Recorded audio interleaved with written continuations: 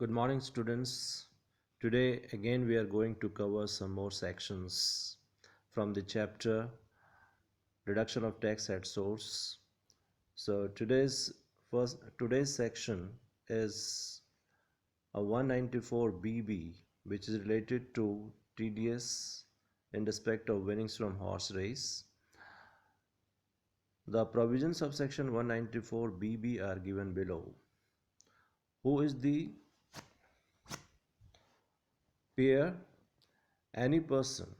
Pair कोई भी व्यक्ति हो सकता है. Who is the recipient? Any person. Recipient भी कोई भी व्यक्ति हो सकता है. Payment covered is winnings from horse race. घुड़दौड़ से जीत की राशि को यहाँ कवर किया जाएगा. At what time TDS is to be made?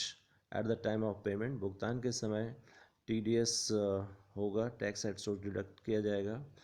Maximum amount which can be paid without TDS, अधिकतम राशि जो बगैर TDS के पे किया जा सकता है is 10,000 rupees and rate of TDS is 30%. Next section is 194D, which covers insurance commission. Provisions of section 194D are given below. 194D के जो प्रावधान हैं वो निम्नलिखित हैं. Who is the payer? Any person. Pair कोई भी व्यक्ति हो सकता है. Who is recipient? Any resident person.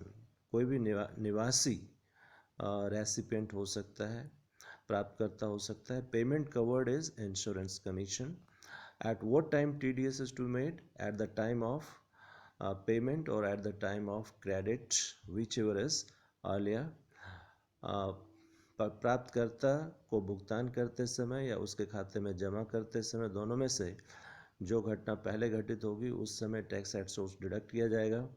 Maximum amount which can be paid without TDS. So threshold limit is 15,000 rupees for the entire financial year, and rate of TDS is 5%, which is applicable from 1st April 2020 to 13th May 2020, and rate of TDS is 3.75%, which is applicable from 14th May 2020 to 31st March 2021.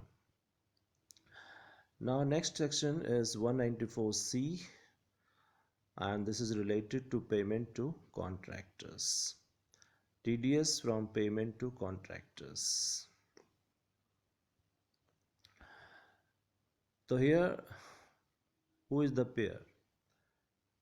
Payer may be any one of the following: central government or state government, local authority, any corporation established by or under central, state or provincial act, or any company or any cooperative society or any statutory authority engaged in providing housing accommodation or engaged in planning, development or improvement of cities, towns and villages or both, any registered society or trust or an university or any government of a foreign state or foreign enterprise or an association or body established outside India, or any firm or any AOP, BOI, an individual, HUF who is required to get his or her account audited under section 44AB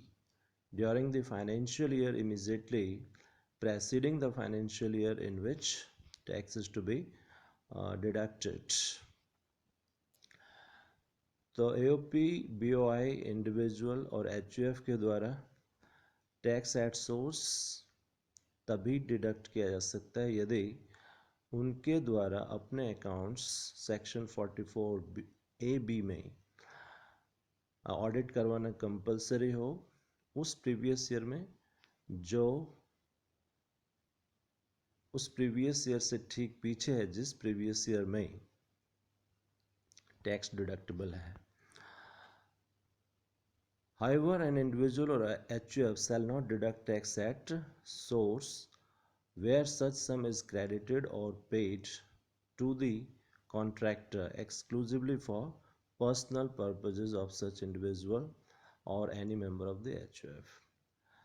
एक exception भी है यहाँ पर, कोई individual और H के द्वारा tax at source deduct नहीं किया जाएगा यदि उनके द्वारा कॉन्ट्रैक्टर को जो भुगतान किया जा रहा है वो पूरी तरह से पर्सनल पर्पस के लिए किए गए कार्य से संबंधित हो। When tax is deductible, tax is required to be deducted at source where the amount of credited or paid to a contractor exceeds 30,000 rupees in a single payment or 1 lakh rupees in aggregate during the financial year. तो tax deductible कब होगा? यदि single payment की राशि जो contractor को किया जा रहा है वो 30,000 रुपये से अधिक हो, या फिर पूरे फाइनेंशियल ईयर में जो एग्रीगेट अमाउंट पे किया जाएगा वो 1 लाख रुपए से अधिक हो। Rate of TDS is if the recipient is an individual और HUF। यदि प्राप्तकर्ता इंडिविजुअल या HUF है तो rate of TDS is 1% and this is applicable from 1st April 2020 up to 13th May 2020 and at the rate of 0.75% from 14th May 2020 up to 31st March 2021. And if recipient is any person other than an individual or HUF, rate of TDS is 2% applicable from 1st April 20 up to 13th May 2020 and 1.50% applicable from 14th May 2020 up to 31st March 2021.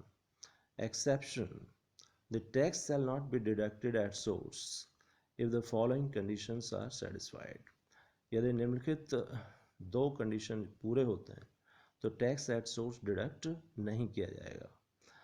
पहला, the payment is made और credit is given during the course of business of plying, hiring और leasing goods carriage where such contractor owns 10 or less goods carriage at any time during the previous year.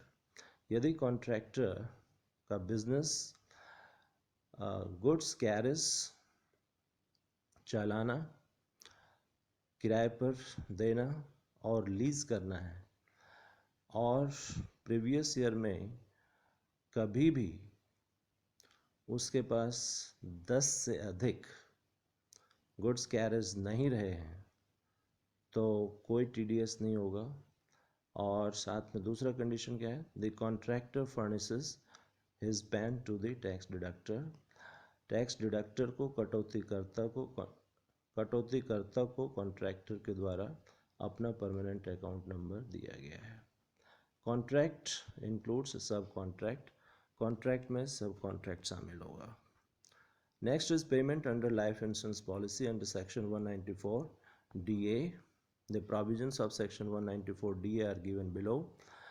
Who is payer? Any person. कोई भी pair हो सकता है, भुगतान करता हो सकता है। Who is recipient? A resident person. निवासी ही रेसिपिएंट हो सकता है। Payment covered any payment pertaining to life insurance policy whether at the time of maturity or otherwise। Life insurance policy से संबंधित कोई भुगतान जो कि मैच्योरिटी पर या अन्य किसी कारण से पेबल है। at what time tax has to be deducted? Tax will be deducted at the time of payment. Maximum amount which can be paid without TDS, any amount which is less than 1 lakh rupees to be calculated on aggregate basis for the entire financial year। यदि भुगतान की राशि 1 लाख रुपए से कम है पूरे वर्ष financial year के लिए तो विदाउट TDS ये भुगतान हो सकता है। When the provisions are not applicable, provisions इस सेक्शन के कब एप्लीकेबल नहीं होंगे? If the payment is exempt in the hands of recipient, यदि भुगतान प्राप्तकर्ता के हाथों सेक्शन 10 सबसेक्शन 10D के अंतर्गत कर मुक्त है।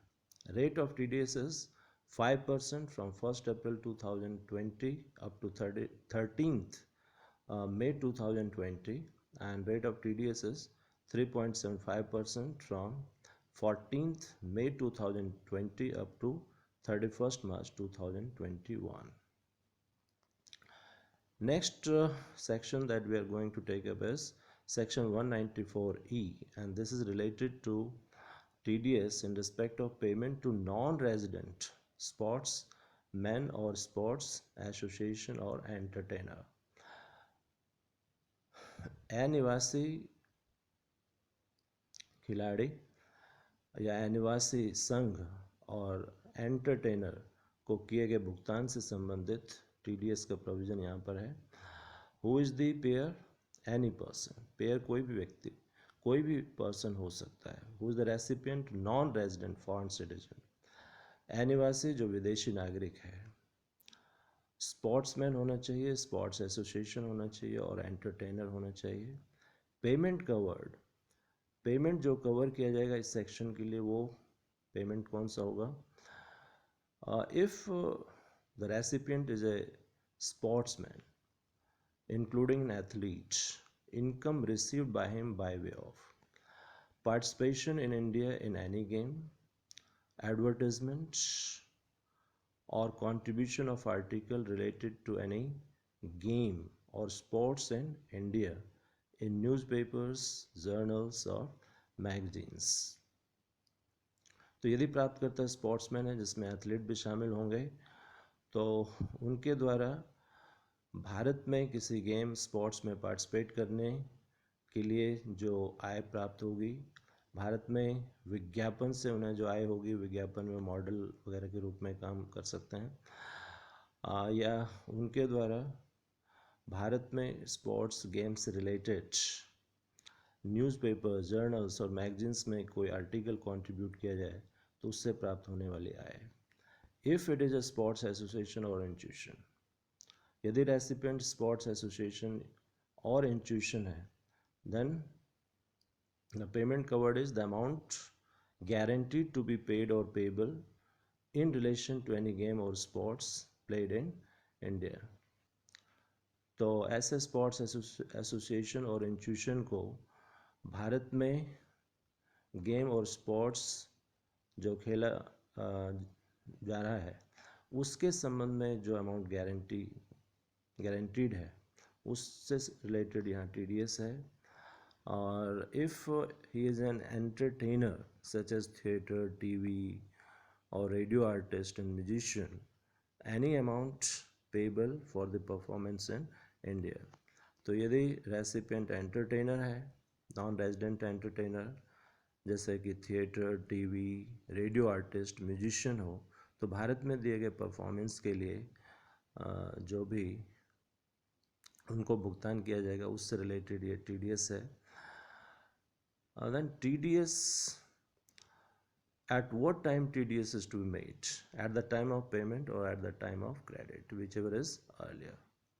भुगतान के समय या प्राप्तकर्ता के खाते में जमा करते समय, दोनों में से जो भी घटना पहले हो रही है उस समय टीडीएस होगा. Maximum amount which can be paid without TDS nail, कोई भी राशि बगैर टीडीएस के नहीं होगा. And rate of TDS is 20% plus surcharge if any, and health and education cess at the rate of 4%.